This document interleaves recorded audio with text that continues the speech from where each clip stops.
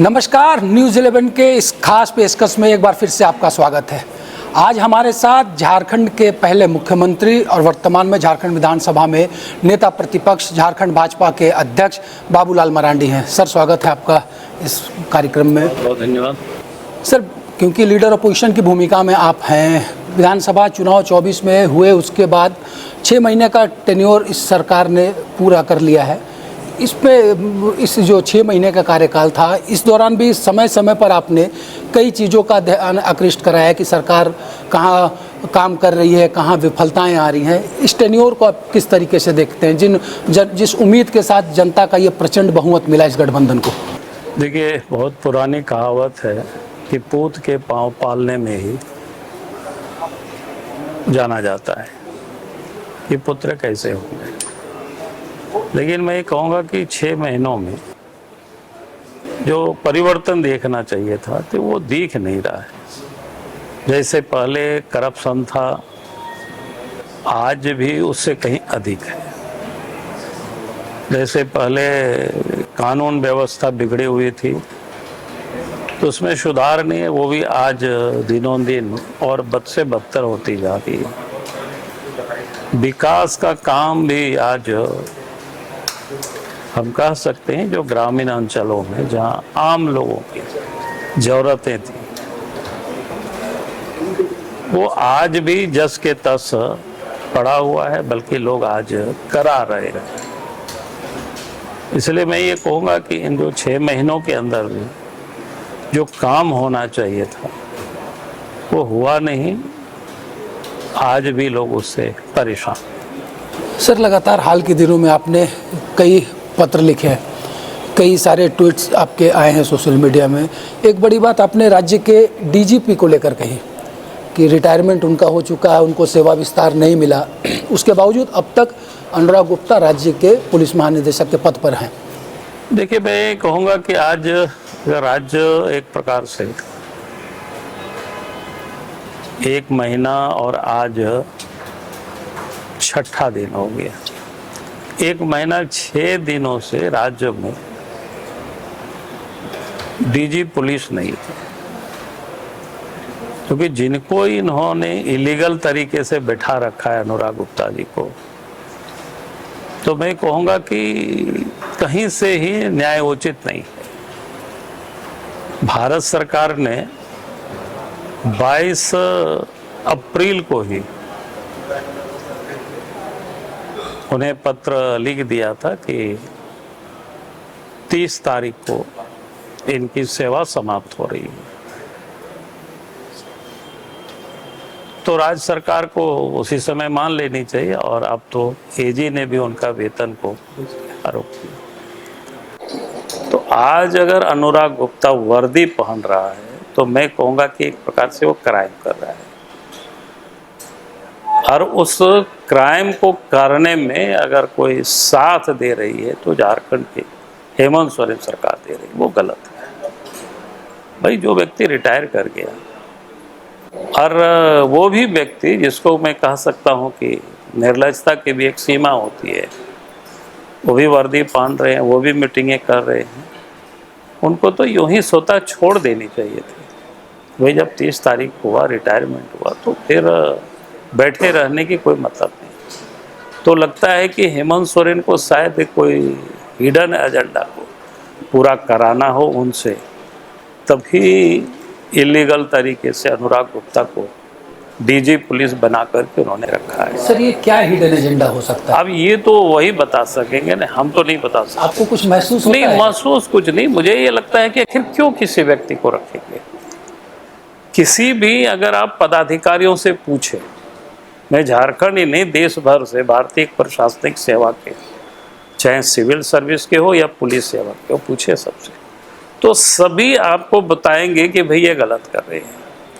सरकार भी इनको गलत तरीके से रखा है और रहने वाले भी गलत तरीके से रह रहे हैं, आपको सब लोग बोलेंगे। और जब सब लोग इस प्रकार की चर्चाएं करते हैं, सब लोग बोलते हैं और इसके बाद भी बनाए रखे हैं, ये तो तभी होगा ना कि जब कोई उनका हिडन एजेंडा होगा, नहीं तो फिर कोई मतलब नहीं है इसको बनाए रखने की। तो बीते दिनों आपने गिरिडीह में जो एक बड़ी बात कही कि आपके खिलाफ सरकार षड्यंत्र कर रही है, किसी तरीके से फंसाने की साजिश की जा रही है, ये क्या है सर? आखिर क्यों ऐसा महसूस आपको हुआ? नहीं, महसूस नहीं, मैंने उस दिन भी कहा था कि एक तो विश्वास सूत्र से जो होता है कई जानकारी जो यहाँ से वहाँ से मिल जाती है, तो हमारे यहाँ तक जो सूचना आई और जिसकी मैंने थोड़ी सी सत्यता के करीब भी पहुँचने की मैंने कोशिश की और लगा कि बातें सत्य है।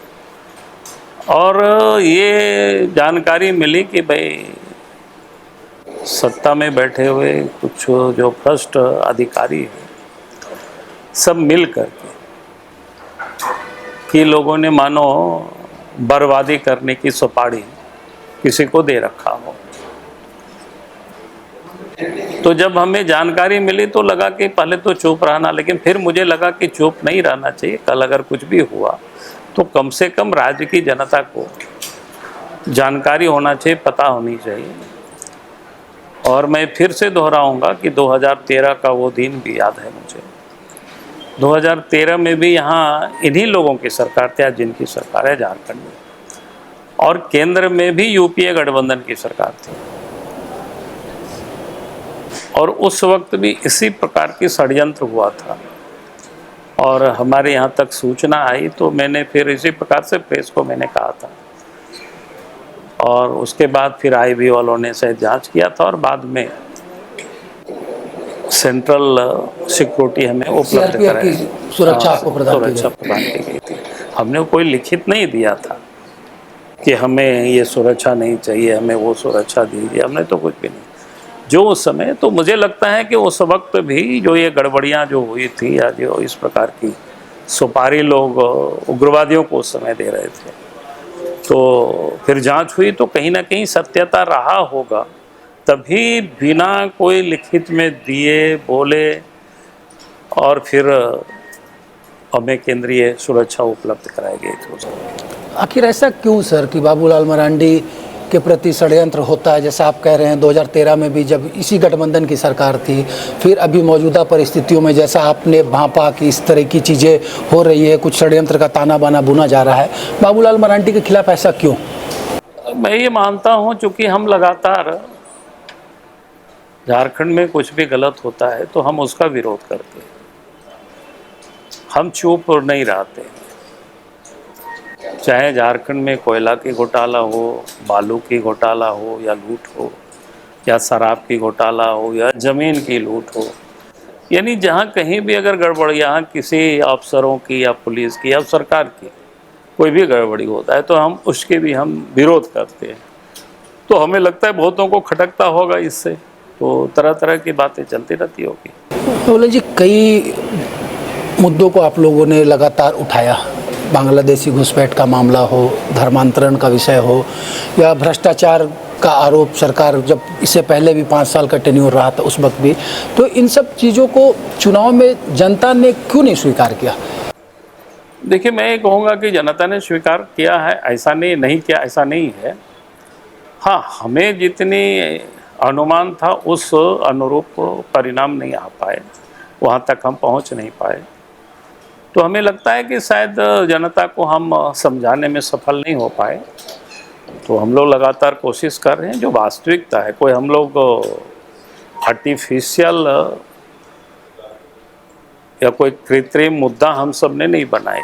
मुद्दा वही है जो वास्तविकता है, जो ज़मीन से जुड़ा हुआ है। अभी आपने बांग्लादेशी घुसपैठियों के बारे में बोला, तो मैं कहूँगा कि भाई झारखंड में जिस प्रकार से आबादी डेमोग्राफी में जो बदलाव हुआ है, परिवर्तन हुआ है, और वर्ग विशेष के या कह सकते हैं कि धर्म विशेष के लोगों की आबादी बेहताशा बढ़ी है, और उसमें भी जो ट्राइबल की आबादी दूसरी तरफ उसमें कमी आई है। तो इसका क्या कारण हो सकता है?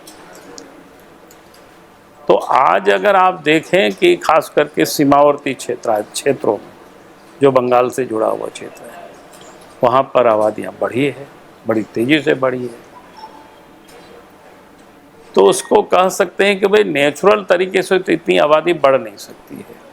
नेचुरल तो आबादी बढ़ने की अपनी एक सीमाएं होती है, लेकिन अगर वो तेज़ी से बढ़ता है तो इसका मतलब कहीं ना कहीं घुसपैठ हो रहा है बाहर से।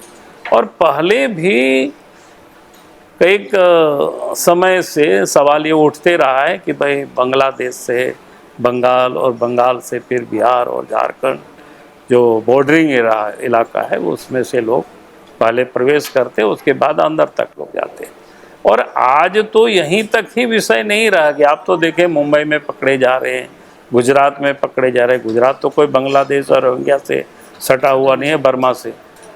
तो आज दिल्ली से लोगों को निकाला जा रहा है, पकड़ पकड़ करके लोग डिपोर्ट कर रहा है। तो झारखंड तो बिल्कुल बांग्लादेश से बिल्कुल बंगाल की सटा हुआ है और बंगाल से झारखंड की सीमा लगा हुआ है। तो इसलिए ये नहीं कह सकते, इसलिए हम तो बार बार, और भारत सरकार ने भी प्रयास करा है, भारत सरकार का गृह मंत्रालय ने राज्य के मुख्य सचिव को पत्र भी लिखा है, अखबारों में भी छपा है कि भाई आप एक टीम गठित करके जिला में और लोगों को पहचानना और पहचान करके चिन्हित करके फिर उनको यहाँ से डिपोर्ट करना। लेकिन राज्य सरकार उसको कर नहीं रही है। आज तो संथाल परगना के पाकुड़, साहेबगंज, जामताड़ा, ये सब इलाका तो बिल्कुल आबादी का जो डेमोग्राफी जिस प्रकार से बदला है, आप उधर छोड़ दीजिए। आप तो कोल्हान की भी स्थिति है, पिछले दिनों सब अखबारों में छपा, न्यूज में काफ़ी दिखाया गया इस प्रकार से लोग गलत तरीके से जो बर्थ सर्टिफिकेट ग्रामीण अंचलों में लोग बना रहे हैं जहाँ पर कोई मुस्लिम पॉपुलेशन नहीं है। मैया योजना में नाम लोग चढ़ा रहे हैं जिस पंचायत में उनकी एक भी संख्या, एक भी परिवार नहीं है। तो आखिर ये जो जब देखते हैं तो लगता है सुनियोजित तरीके से लोगों को बसाया जा रहा है, डेमोग्राफी को बदला जा रहा है, ये सुनियोजित तरीके से काम हो रहा है। और इसीलिए अब ज़रूरत है भाई एनआरसी होनी चाहिए। अब तो राज्य सरकार से भी कई बार कहें भाई अगर आप कहते हैं कि नहीं हुआ है तो फिर एनआरसी से क्यों भाग रहे हो। एनआरसी हो गई तो पता चल जाएगा कौन कहाँ से माइग्रेट करके झारखंड में लोग आए हैं, तो सबका डाटाबेस तैयार हो जाएगा अपने आप। लेकिन सरकार भाग रही है, उस पर तैयार नहीं होती है।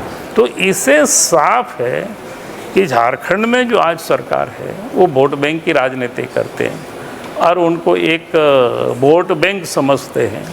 इसलिए उनकी आबादी बढ़े तो कोई चिंता की बात नहीं है, उनको बसाया जाए, उनको वोटर बनाया जाए, उनकी राशन कार्ड उनको बना करके दिया जाए, उनके लिए ज़मीन कहीं बंदोबस्त करके दिया जाए, ये आम बातें हो गई है झारखंड में। सर, सरना धर्म कोड को लेकर सत्तारूढ़ गठबंधन यहाँ सड़कों पर उतर रहा है। कोई कह रहा है कि हम दिल्ली के जंतर मंतर में धरना देंगे। बीजेपी को स्टैंड क्लियर करना चाहिए कि सरना धर्म कोड लागू होना चाहिए कि ये नहीं होना चाहिए। ये तर्क ये लोग देते हैं कि देश में अगर पशु गिने जा सकते हैं तो आदिवासियों की गणना क्यों नहीं। तो बीजेपी का स्टैंड इसमें सरना धर्म कोड पर मैं कहूँगा कांग्रेस को ये बतानी चाहिए ना। कांग्रेस ने तो इस देश में लंबे समय तक राज किया था, आखिर वो सरना धर्म कोड को क्यों लागू नहीं किया। आज अगर हमसे वो मांग कर रहे हैं, अभी तो जब सेंसस होना है मोदी जी के नेतृत्व में पिछले 10 वर्षों से सरकार है, 50 साल तो कांग्रेस पार्टी ने राज किया था, फिर उन्होंने सरना धर्म कोड को क्यों लागू नहीं किया था। तो इसलिए जब वो सत्ता से आज बाहर हैं तो चिल्ला रहे हैं, इसलिए उनको तो कोई नैतिक अधिकार ही नहीं बनता है। सर, वो लोग तो उनके, मैं वही कह रहा हूँ, उनका कोई नैतिक अधिकार नहीं बनता है, चाहे कांग्रेस हो चाहे झारखंड मुक्ति मोर्चा हो। और हम तो सरना को मानते ही नहीं बल्कि उस पर हम जीते भी हैं। और मैं तो सरकार से कहता हूँ, आज जेएमएम की सरकार है, कांग्रेस, ये लोग मिलकर सरकार चला रहे हैं। सवाल इसकी नहीं है, सवाल तो इसकी है कि भाई अगर सरना को मानने वाले लोग बचे, इसकी सरकार क्या कर रही है। आज संथाल हो, मुंडा हो, उरांव हो, खड़िया हो, ये जो मेजर 3-4 जाति है जिसके बारे में मैंने चर्चा की, आज इनकी जैसे खड़िया तो लगभग 60% से अधिक लोग ईसाई बन चुके हैं। अर्थात खड़िया की जो परंपरागत जो संस्कृति है या धार्मिक मान्यताएं हैं उसको लोग छोड़ चुके हैं। तो उसका क्या होगा। संथाल भी लगभग 2011 के सेंसस में लगभग 1% करीब संथाल की जो परंपरा है, उनकी जो देवी देवता है उसको लोग छोड़ चुके हैं। उसका क्या होगा? उसी प्रकार से उरांव में भी लगभग संभवतः आज बिल्कुल एग्जैक्ट आंकड़ा तो मेरे पास इस समय नहीं, लेकिन जहाँ तक मुझे याद है 33% से कहीं अधिक लोग उरांव की जो परंपराएं हैं, उनकी जो देवी देवता उसको छोड़ करके ईसाई बन चुके हैं। 25% करीब लोग आपके मुंडा भी लोग ईसाई बन चुके हैं। उसी प्रकार से हो में भी करीब करीब 2011 के सेंसस में 2% तो करीब बन चुके हैं। अब जो संथाल या जो मुंडा उरांव अपनी देवी देवताओं को छोड़ दिया, अपनी आस्था विश्वास को छोड़ दिया, तो इस पर सरकार को चिंता करना चाहिए। ये कैसे बचे? तभी तो सरना भी कोई लिखेंगे। अगर कोई आदिवासी सभी के सभी संथाल या सभी के सभी मुंडा, सभी के सभी उरांव वो सब खड़िया क्रिश्चियन बन जाएंगे, तो फिर आप सरना सरना कहते रह जाइएगा। फिर सरना लिखने वाला कोई नहीं रहेगा, बोलने वाला कोई नहीं रहेगा। तो जिस मूल चीज़ पर इसको काम करनी चाहिए, बाबुल जी इस पे तो सरकार बाबूलाल जी इस पे सफाई ये लोग ये दे रहे हैं कि पहले जब 2011 तक सेंसस हुआ था तो अदर्स का वहाँ पर फॉर्मेट हुआ करता था, आदिवासी खुद को अदर्स में काउंट कराते थे, और आने वाले सेंसस में अदर्स को हटा दिया गया, सिर्फ 6 कॉलोनी है। पहली बात तो करेंगे, अभी तो सेंसस की अभी तो रोज़ अखबार में चल रहा है कि जाति सेंसस हमें करना है तो किस प्रकार से फॉर्मेट होगी, अभी तो इस पर ही चर्चा हो रही है। तो इन लोगों की आदत है, जैसे गांव में हम लोग कहते हैं ना, देहात में हम लोग जब बच्चे थे तो खेलने जाते थे, धूप में स्कूल से लौटते थे और कहीं ना कहीं चले जाते थे, तो माँ डराती थी कि भाई उधर मत जाना, उस नाला में चुड़ैल रहता है या उस जो पेड़ में भूत रहता है। तो इस प्रकार की ये लोग बात करते हैं। और ये पहली बातें नहीं है कि भाई अभी तो उसका कोई फॉर्मेट ही नहीं बना है, तो इन लोगों ने फॉर्मेट कहाँ देखा? हमको तो ये बतावे ना लोग।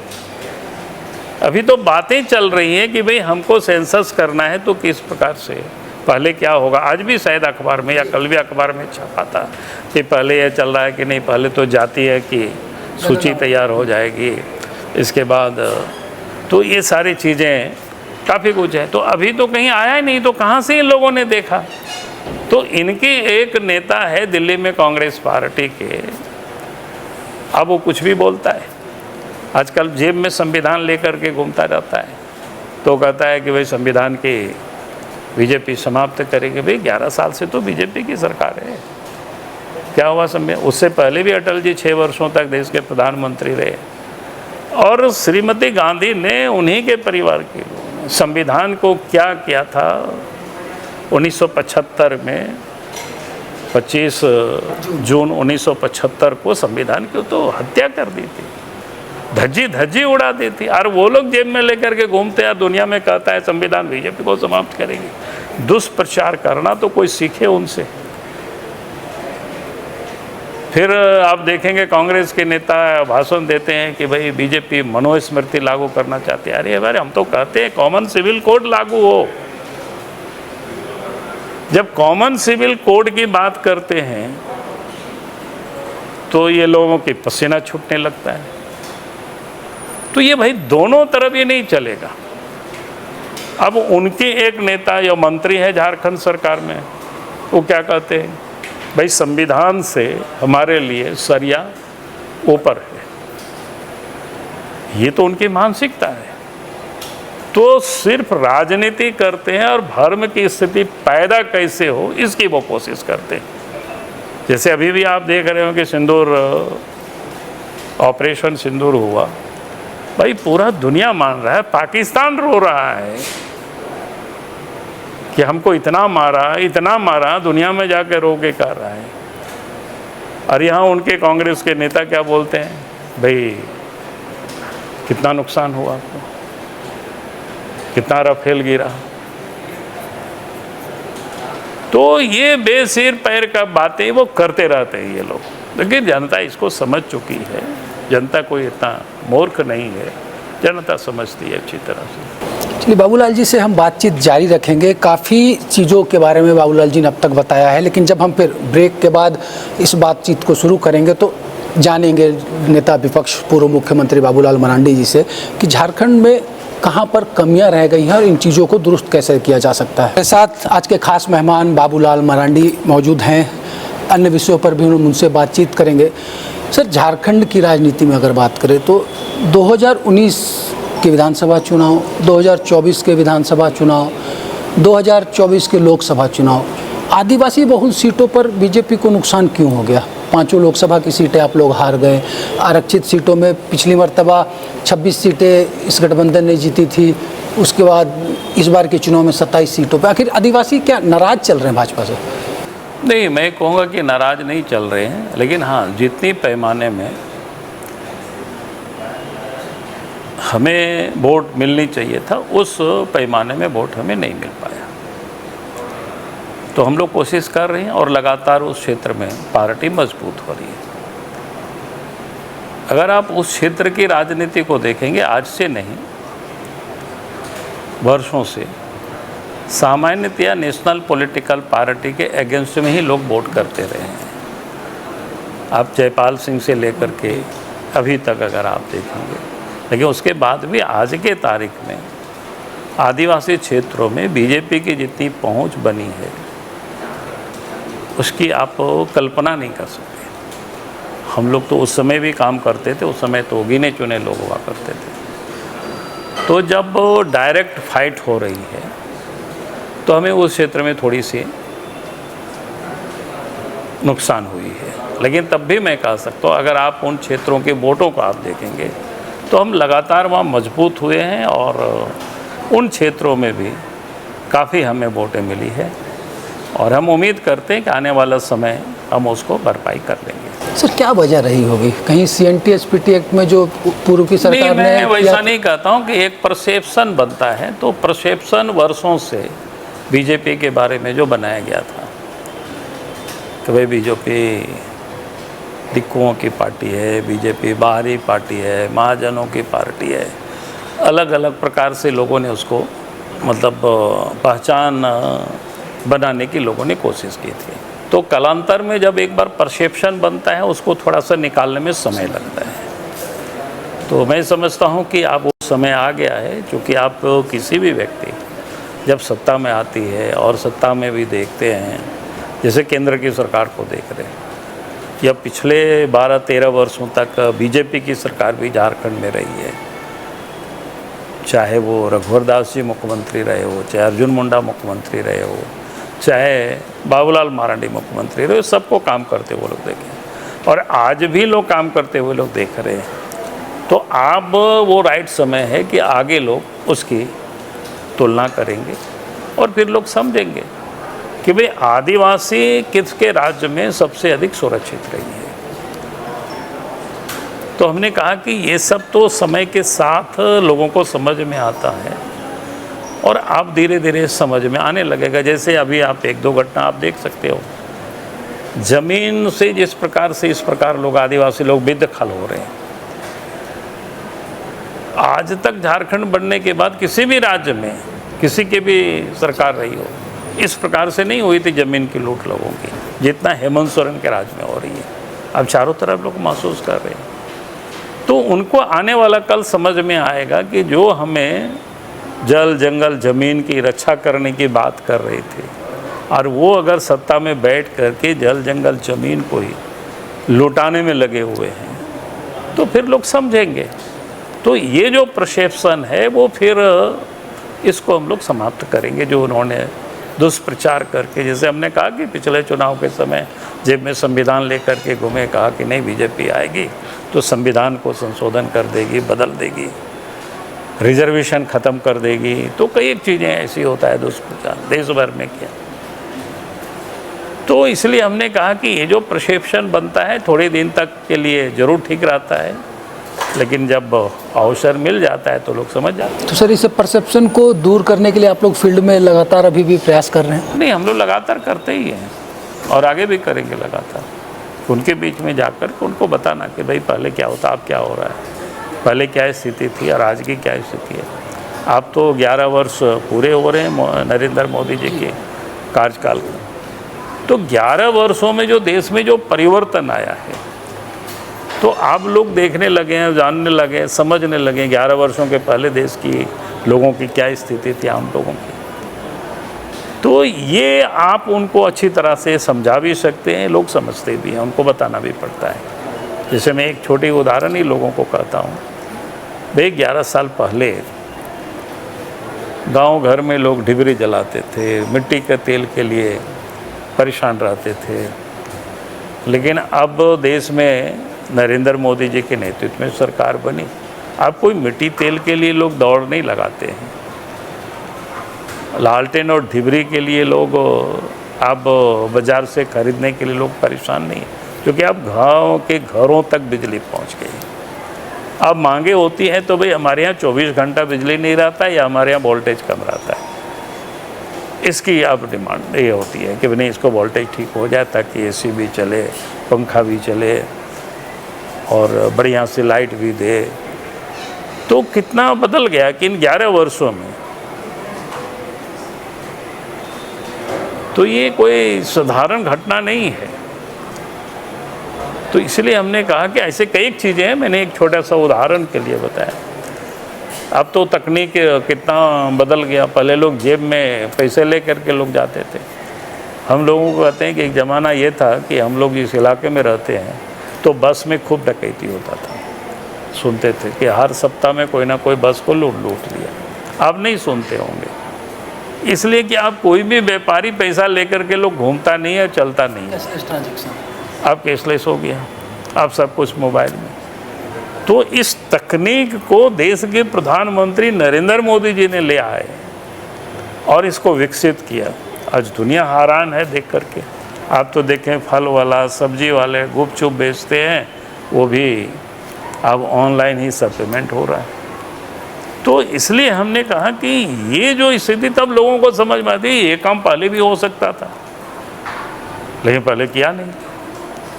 तो इसलिए हमने कहा कि ये जो परसेप्शन गलत लोगों ने बना के रखा है, तो परसेप्शन को हमें तोड़ना, तो उसके लिए हमें जनता के बीच जाना होगा और कहीं भी ये जो क्या कहते हैं दुर्गंध होता है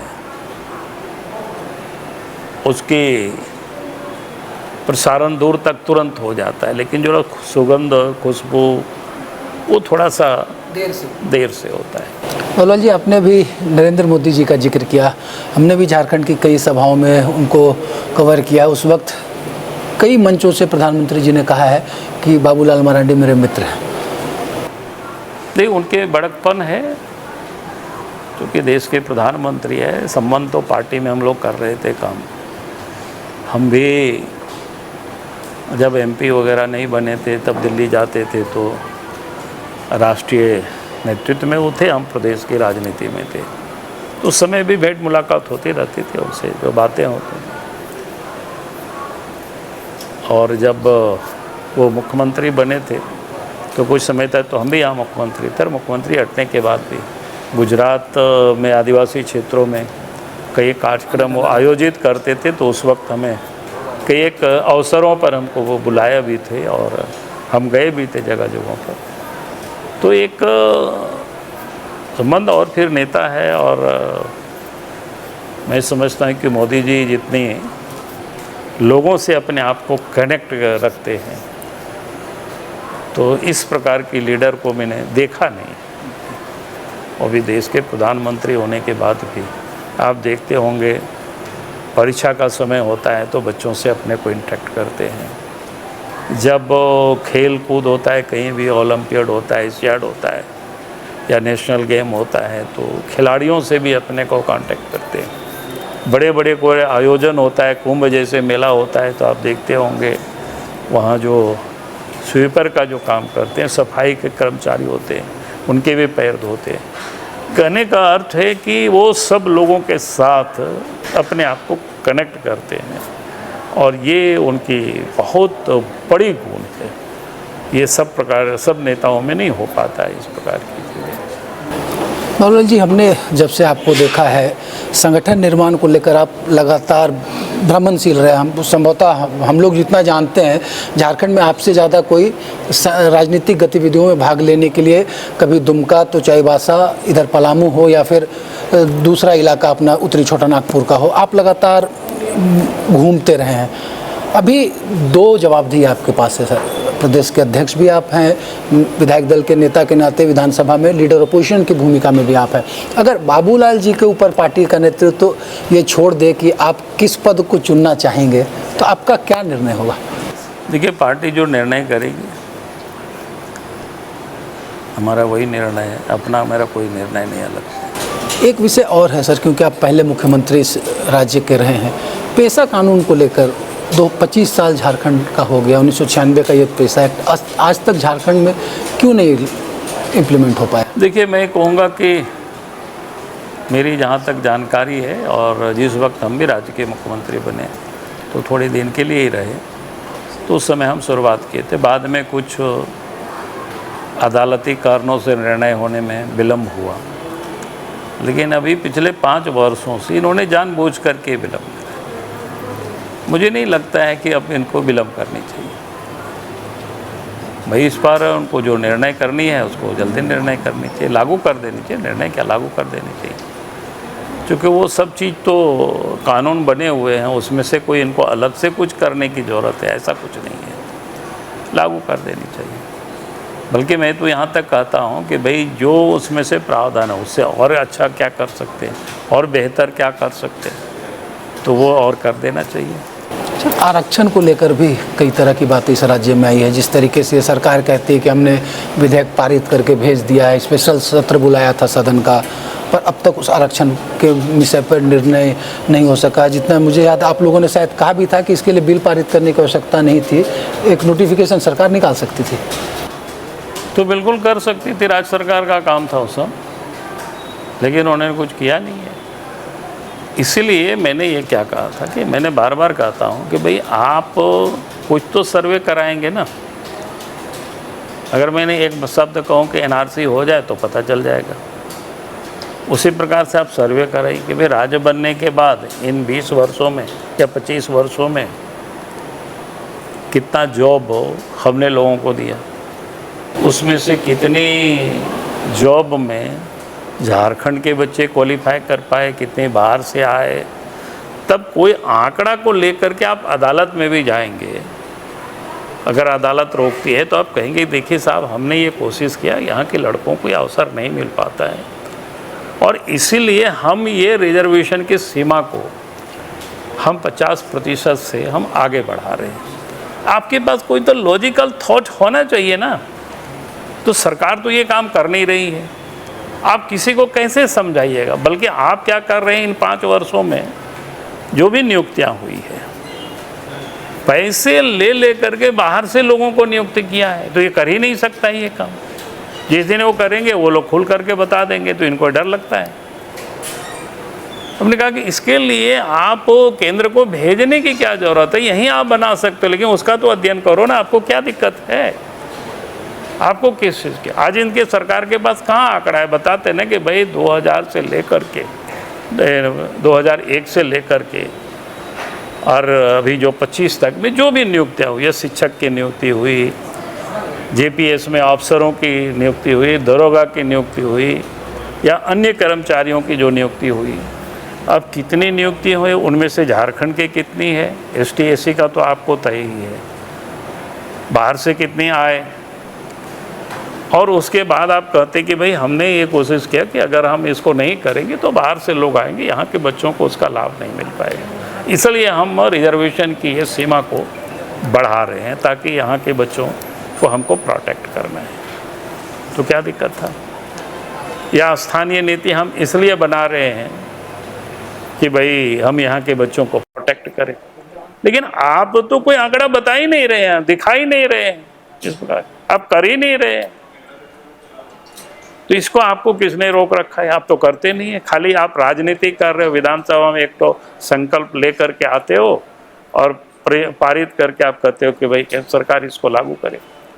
तो आपको लागू करना है ना, तो आपको लागू करने के लिए आपको तो रास्ते से जाना पड़ेगा। अभी तो नगर निकाय का चुनाव नहीं हुआ, इसलिए नहीं हुआ, ट्रिपल टेस्ट करना था, अभी तक नहीं किया है। भाई इसमें क्या है? तो आपका काम था कि इसको आप सर्वे कर लेते, भाई इन 5 वर्षों में क्या क्या हुआ है, इन्हें क्या बोलते हैं 25 वर्षों में कितना को प्रतिनिधित्व मिला, कितना को नहीं मिला। तो ऐसी राजनीति से नहीं चलता है ना। तो आप चाहते हो कि हम राजनीति करें, तो कितना दिन तक आपको इसका लाभ मिलेगा? जब जनता को समझ में आ जाएगी राजनीति कर रहे हैं, हमको ये ठग रहे हैं, तो ये जनता समझ जाएगी और समझ भी रही है। सर, बीते दिनों जो बजट सत्र का समापन था, आप लोग संभवतः हाउस से चले गए थे। मुख्यमंत्री ने कहा था कि परिसीमन हम होने नहीं देंगे झारखंड में। उसमें क्या करेंगे? आदिवासियों की सीट घटेगी, ये होगी, तो ये हम होने नहीं देंगे। परिसीमन के लिए इनको क्या करेगा? कोई जाकर के खेत में थोड़े अमीन की तरह नापने वाले हैं। तो ये तो राजनीति में आदमी को बेवकूफ बना रहा है। अरे परिसीमन होता है ये तो पॉपुलेशन के आधार पर देख करके कि भैया ये विधानसभा क्षेत्र अब ये बनेगा, विधानसभा क्षेत्र वो बनेगा। उसके लिए तो कोई अमीन जाकर के जाएगा तो सीमाओं का पुनर्मूल्यांकन होता है। वही तो मैं कह रहा हूँ। तो उसके लिए क्या करेंगे? हमको ये समझाओ। इनका कहना है कि साथ में जैसे हम लोगों ने विरोध किया था, साथ में विरोध करें ना, इसे क्या है मतलब अंतर पड़ता है? तो लोगों को बेवकूफ बना रहे हैं ना। अरे कोई भी करेगा, हम मानते हैं कि अगले सेंसस होगा तो सेंसस की आबादी, या तो 2011 का सेंसस तो हुआ ही है, 2011 के सेंसस कोई आधार मान लेगा तो 2011 में 3 करोड़ समथिंग पॉपुलेशन रहा है। अब उसी के हिसाब से हम उसको डिवाइड कर देंगे। अगर हम 81 विधानसभा तो 81 को डिवाइड कर देंगे। सीटें बढ़नी चाहिए सर, सीटें बढ़े। अब वो तो हम नहीं कह सकते, केंद्र क्या विचार करती है वो तो अभी कुछ भी नहीं बताया जा सकता है, कहा नहीं जा सकता है। तो उसमें ये कैसे रोक लेंगे? ये तो बेफिजूल की बातें करते हैं। पॉलिटिक्स में बोलने के लिए अच्छा है, सुनने में अच्छा है, लेकिन ये कहेगा कि हम सीमांकन नहीं होने देंगे। भाई सीमांकन नहीं से कैसे तो रोक लोगे? तो सीमांकन तो हो जाएंगे। उसके लिए तो कोई अमीन की तरह खेत में होता है ना कि बंटवारा नहीं होने देंगे। तो वहाँ समझ में आता है कि चलो भैया वहाँ जमीन है, अमीन नाप रहा है, वहाँ आपको क्या बोलते हैं तारी उरी गाड़ेगा तो उसको नहीं गाड़ने दोगे। उसके लिए तो कुछ भी करना नहीं है, तो बैठे बैठे करेगा सब। खाली नक्शा देखेगा कहाँ किस समय किधर करना है, क्या है, नहीं तो। सर, एक शब्द ने विधानसभा चुनाव को काफ़ी प्रभावित किया या ना किया, ये तो आप लोग बेहतर बता पाएंगे। मैया योजना को किस तरीके से देखते हैं? देखिए, मैया योजना में कहूँगा कि थोड़ा बहुत तो प्रभावित किया ही है। आपने देखा होगा कि उसी समय पैसा भी भेजा था, चुनाव जब ऑन हो गया था, या बल्कि दूसरा या तीसरा दिन चुनाव तो उससे एक दिन पहले खाते में पैसा भेज दिया। तो स्वाभाविक है, गरीबों के खाते में अगर 2500 रुपये एक दिन पहले आ जाता है तो उनको लगता है यार चलो बाद में क्या होगा नहीं होगा, आज तो आ गया है। तो उसका उनको लाभ मिला है। सब ही लाभ मिला ऐसा कुछ नहीं है। अगर सब मिला रहता तो भाई इतनी बड़ी तादाद में हमको कहाँ से वोट आते या इतना सीट हम कैसे जीतते। लेकिन थोड़ी सा तो प्रभावित करता ही है। सर, एक आखिरी सवाल, नेता विपक्ष के नाते सरकार को क्या सलाह देंगे? मैं तो सरकार को ये कहता हूँ कि भाई ये अवसर मिला है, ईमानदारी से काम करो, प्रामाणिकता से काम करो, करप्शन फ्री गवर्नमेंट बनाओ और कानून व्यवस्था को ठीक करो। तो आप सुन रहे थे राज्य के पहले मुख्यमंत्री और वर्तमान में नेता विपक्ष भाजपा के प्रदेश अध्यक्ष बाबूलाल मरांडी को, जिन्होंने सरकार को सलाह दिया है कि ईमानदारी के साथ काम करे। जिस उम्मीद के साथ जनता ने उनका साथ दिया था उसके अनुरूप राज्य की भलाई को लेकर वो आगे बढ़े। कई विषयों पर इन्होंने अपनी बात रखी है और जिस तरीके से कहा कि राज्य की सरकार काम करने के बजाय अभी जिन विषयों को लेकर लोगों को भटकाने की कोशिश कर रही है या फिर चुनाव के वक्त क्या कुछ हुआ, उन तमाम चीज़ों को लेकर वक्त के साथ बीजेपी भी आगे बढ़ेगी, विपक्ष आगे बढ़ेगा। इसके साथ वो वक्त भी आएगा जब झारखंड में फिर से भारतीय जनता पार्टी मजबूती के साथ उभर कर सामने आएगी। आज के लिए इतना, मुझे दीजिए इजाज़त।